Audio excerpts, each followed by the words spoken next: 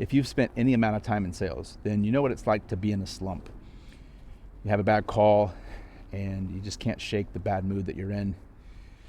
So I wanted to take some time today to talk about what's actually going on underneath the surface here, why this even happens, and then how we can bring ourselves back from a slump as quickly as possible. This was a big deal early on in my career where I was kind of at the mercy of what would happen on a call and the energy that a prospect would bring, or even at the mercy of my team or my manager or whatever was going on that day. And some days were better than others, but more often than not, when I would have a bad call, without having the tools to really understand what was going on or to work with this, if it put me in a bad mood, then that bad mood would leak into my next call. And then all of a sudden it was a bad day. And that bad day led to multiple days, and then multiple weeks, multiple months sometimes. And what I found through that process for myself was that the quicker I could come back to center and take control over my own emotions in the moment, the better everything would work out, right? And I know this is not rocket science. This is something that everybody knows. Like, you got to shake off the bad call and jump into the next one and pretend like you're in a good mood or fake happiness or whatever it is, right? And that works up until a point. But the whole reason that this is happening in the first place, where we get in these slumps and we start ruminating over things, we start replaying the call in our head, we start beating ourselves up for reacting in certain situations or not saying certain things. Oh, I should have handled it differently. I should have did this or that.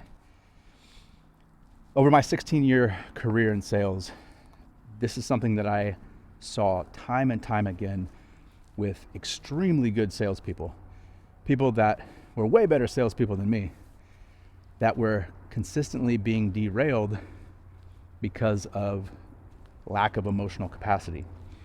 When bad things would happen, it was just a slippery slope, and it would cause more and more bad things to happen throughout the day, week, month. I saw a lot of people burn out because of this. I went through my own burnout phase because of this. Because once you start down that slippery slope, it's really hard to get out of it, unless you know what to look for, unless you have the tools to work with it. There were people that I used to work with who could outsell anybody, could connect with anybody, just phenomenal people, phenomenal sales reps. And it was tough watching them beat themselves up over little things here, little things there, watching their whole day get derailed because of something their manager said to them. And so, honestly, that's a big reason why I started doing this work in the first place. I got tired of seeing people burn out.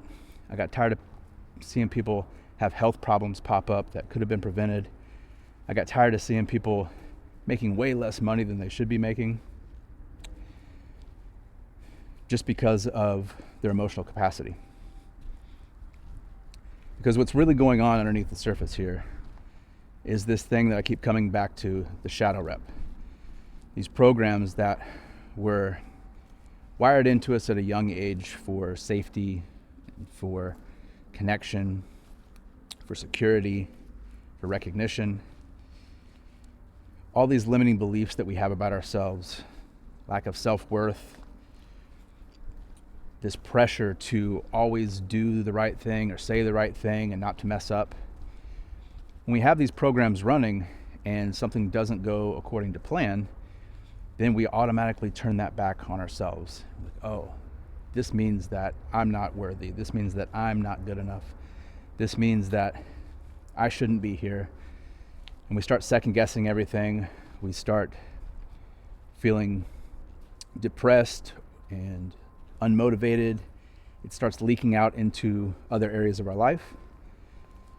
We stop going to the gym as much. We start eating like crap. We start binging Netflix, anything to get a quick dopamine hit to make us feel better in the moment, because we have these underlying programs that are running that are saying that we're not enough and we're a fraud or whatever it may be for you. Everybody has their own version of this, their own shadow rep that exposes themselves and doesn't just derail the things on the call, right? It also derails things after the call, before the call, when you're laying down ready to go to sleep for the night and you can't stop replaying things over in your head from the day. Like, these are all symptoms of these programs that we just don't have a lot of awareness around sometimes. The good news is that this can be changed and we don't have to live like this. One of the best tools, one of the things that it really changed my career and allowed me the success that I have created, is the ability to return to center quickly. We're always going to run into things that throw us off, right? There's always going to be that frustrating prospect or that manager or boss that gets under our skin. We can't control a lot of that, but we can control how we react to it, how we respond to it. And a lot of that has to do with your emotional capacity and the ability to see these programs that are running, see them for what they are, not identify with them, but see them for what they are and then work to rewire them. You have control here. You have the ability to rewire your programs so they're actually helpful for you, instead of constantly creating this resistance and this overthinking and everything else that can be really frustrating, especially in sales. Sales is such a good mirror for all of our stuff underneath the surface. And it's a good mirror for other parts of life as well. You know, typically the things that come up for us on sales calls are also the same things that are coming up for us in relationships, in friendships, any other area of life, with our kids. And so I just want to encourage you today to not to ignore this, not to succumb to the slippery slope of a bad mood or a bad call, a bad day. You have control to turn things around completely. One of my friends here recently that I've been doing some work with had a situation where she woke up in a bad mood.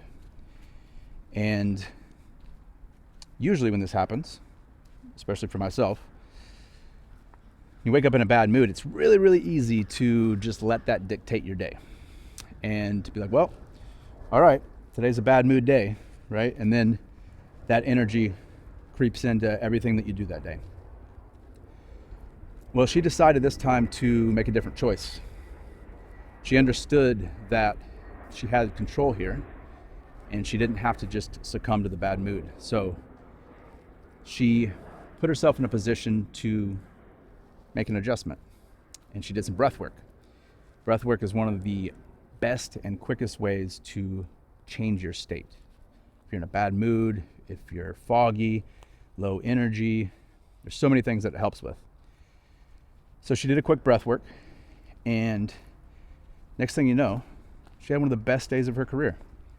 Closed a couple deals, had fun on the calls, was actually energized by it, and ended the day on a super high note.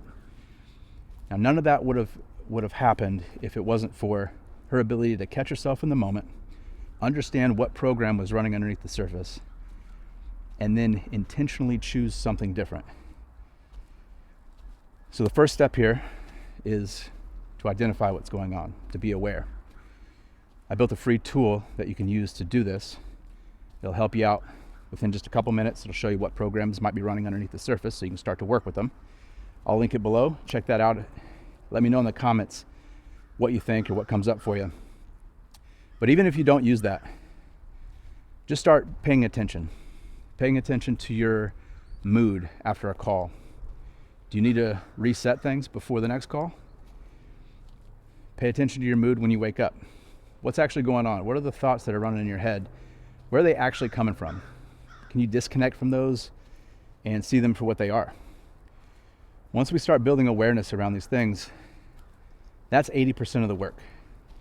Then we can get in and rewire things and choose things that actually support us instead of bring about the resistance. So I'll end it there. Let me know what you think in the comments. Peace.